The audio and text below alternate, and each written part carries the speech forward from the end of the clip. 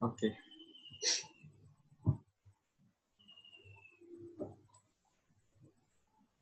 Should we begin? Yeah, okay. Okay. Assalamualaikum and good morning to the lecturer and all my friends.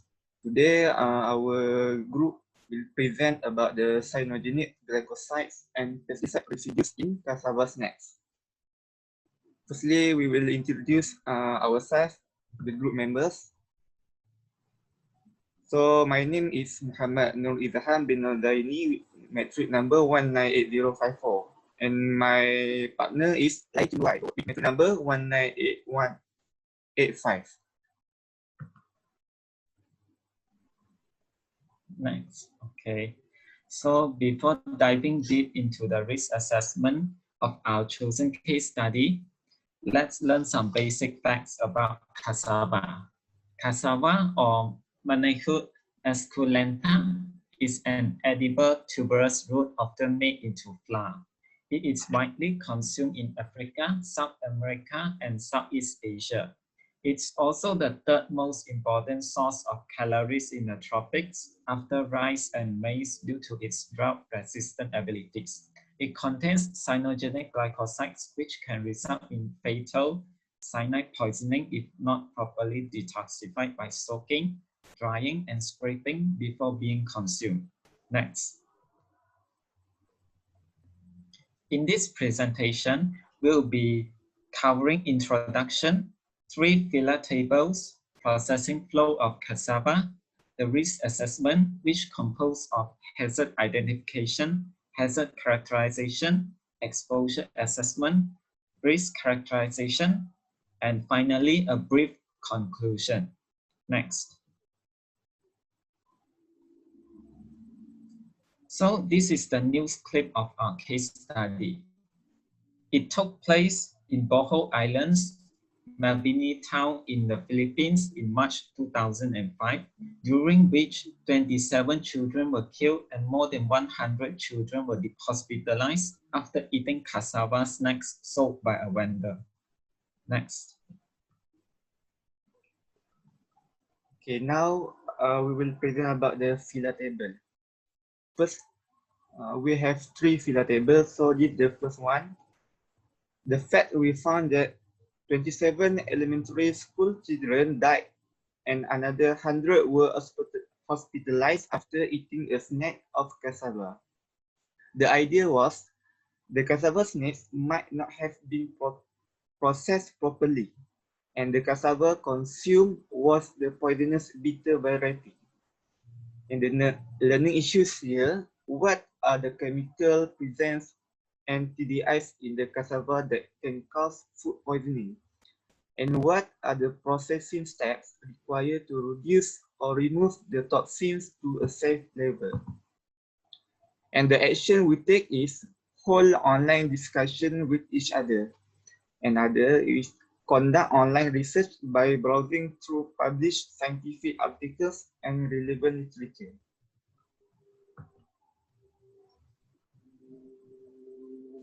And for the next pillar table, the second fact extracted is tests also indicated pesticides play a role in contaminating the cassava snacks.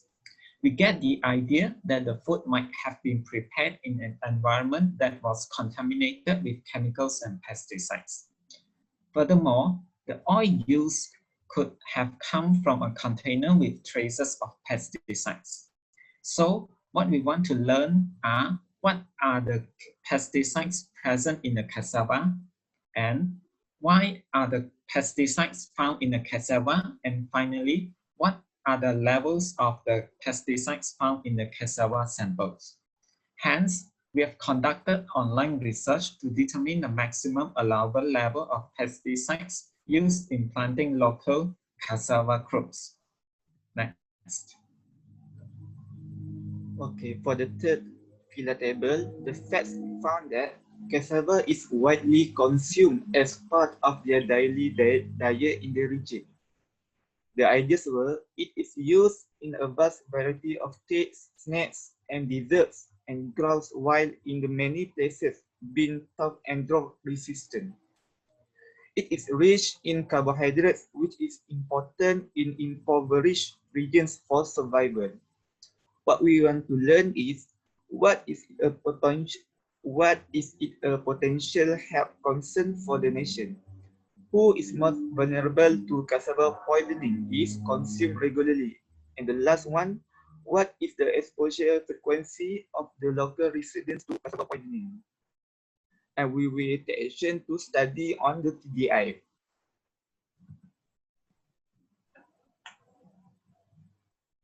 So here I will explain briefly about the cassava snacks processing flow. It can be divided into 5 steps.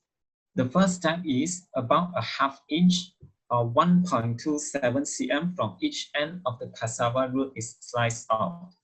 Then the brown bark-like skin is peeled from the root. The root is sliced into thin rounds. The third step is the slices are put into the ice water right away and allowed to steep for 45 minutes to remove most of the poisonous chemicals. The fourth step is the slices are removed from the water. They are drained and dried on paper towels. The last step, the slices are fried in hot oil at 370 Fahrenheit until lightly brown and crisp.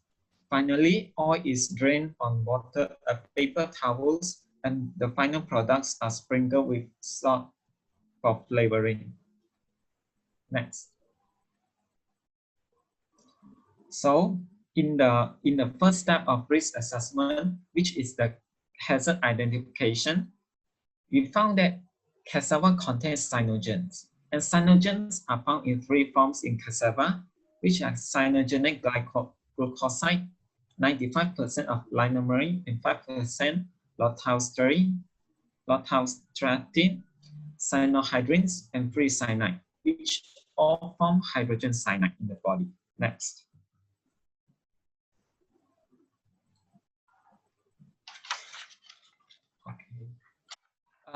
In the hydrolysis of limonene in the human body. When limonene is ingested, it will be hydrolyzed in the body by limonase in the body, and after subsequent enzymatic reactions, such as by hydroxide nitrolysis, it will eventually be converted into hydrogen cyanide, which is extremely poisonous. Next.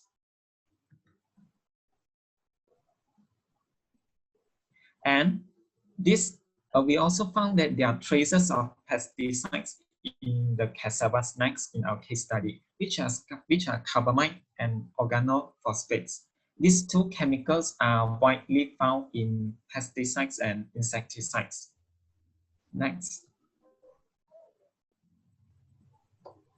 Okay, for the step 2, which is hazard characterization, the hydrogen cyanide, we found the value for the TDI is 0.0 milligram per kg body weight.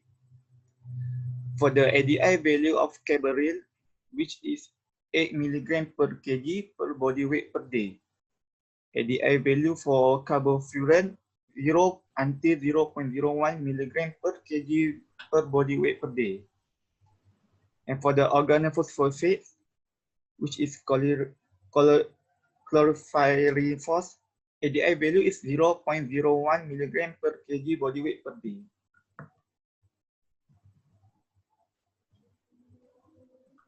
So in the third step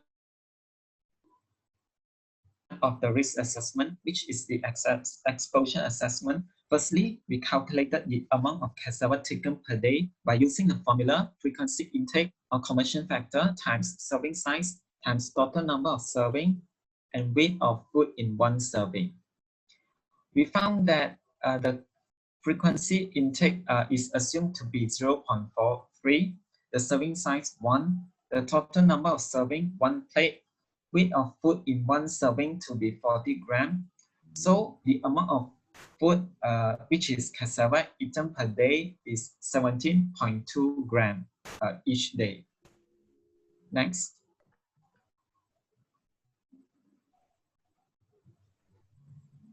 So in the exposure assessment, the exposure values of four types of chemicals are calculated. First, the hydrogen cyanide.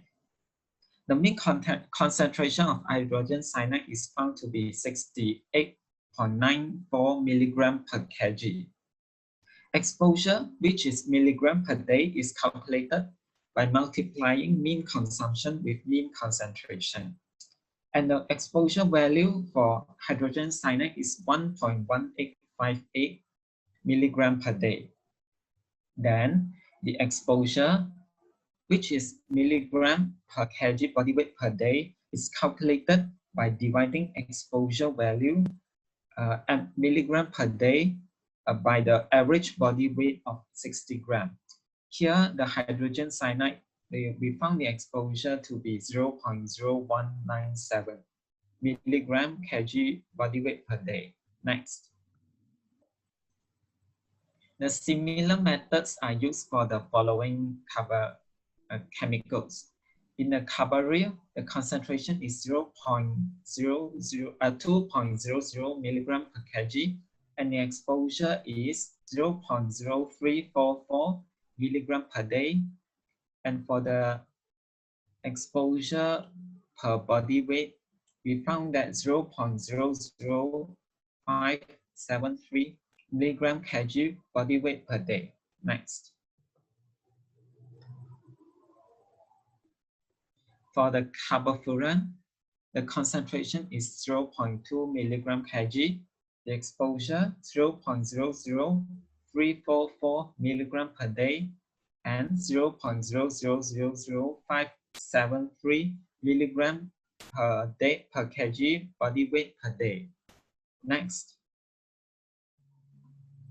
And lastly, the chlorpyrifos, the concentration 5.00 milligram per kg, exposure 0.086 milligram per day, and 0.00143 milligram per kg body weight per day. Next.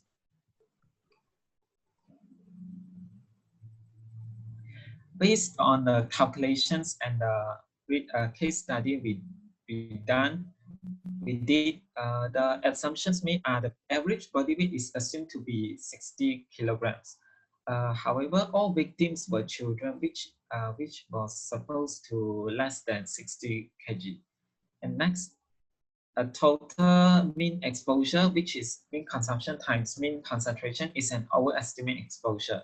The third assumption made is that the mean concentration values for carbaryl, carbofuran, and chlorpyrifos are based on the maximum residue levels, MRLs. The data gaps is there was no data on the frequency intake of the food sample, so we assume to be 3 times per week.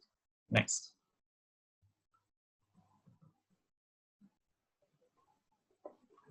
Okay, now we will proceed with the risk characterization. For this, basically, we will comparing the TDI value with the daily exposure value and then calculate the percentage. For the first, the exposure of hydrogen cyanide is 0.01997 milligram per kg body weight per day. And the TDI of hydrogen cyanide is 0.02 milligram per kg body weight.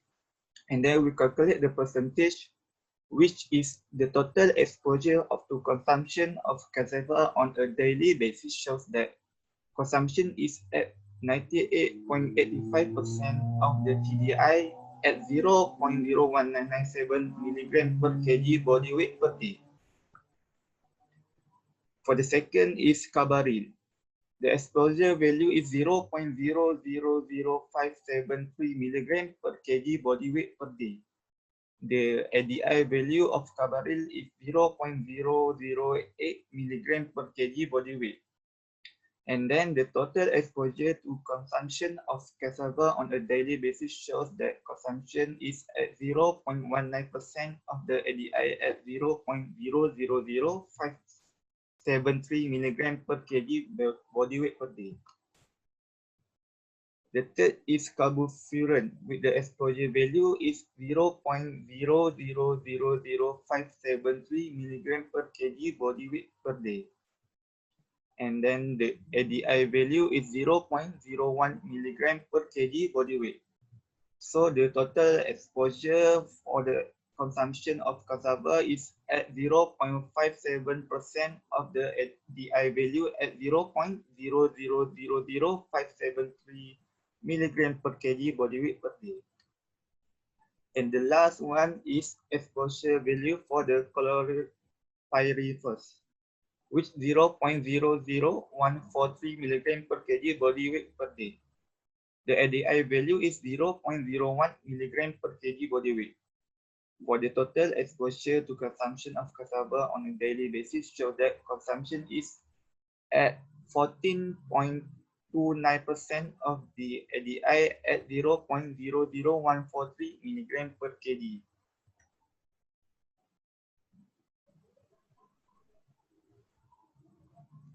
If we can see from this, the hydrogen cyanide with the highest total exposure, which is 99.85%.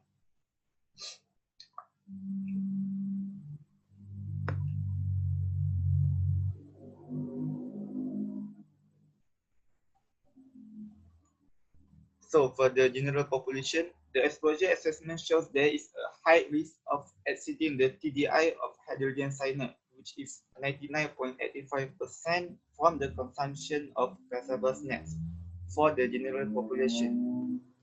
This is based on the assumption and uncertainty as indicated under the section of exposure assessment.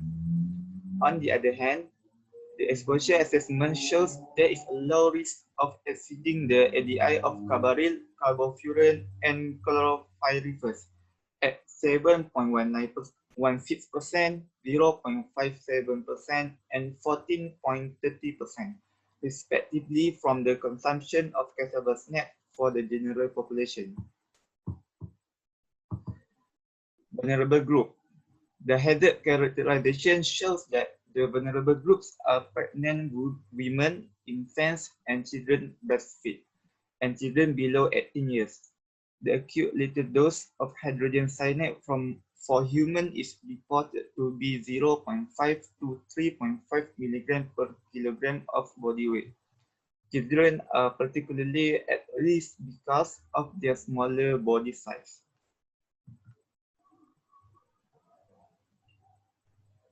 So, in conclusion, cassava can be divided into sweet 50 microgram per gram hydrogen cyanide and bitter varieties 50 microgram per gram which is more than 50 microgram per gram hydrogen cyanide.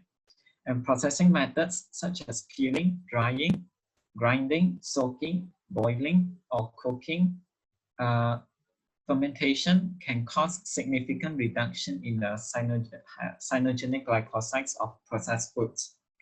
So community education should be provided on identifying and preparing cassava appropriately.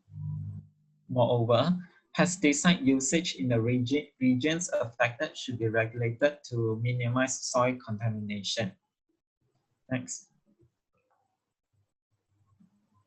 So this is the end of our presentation. Thank you all.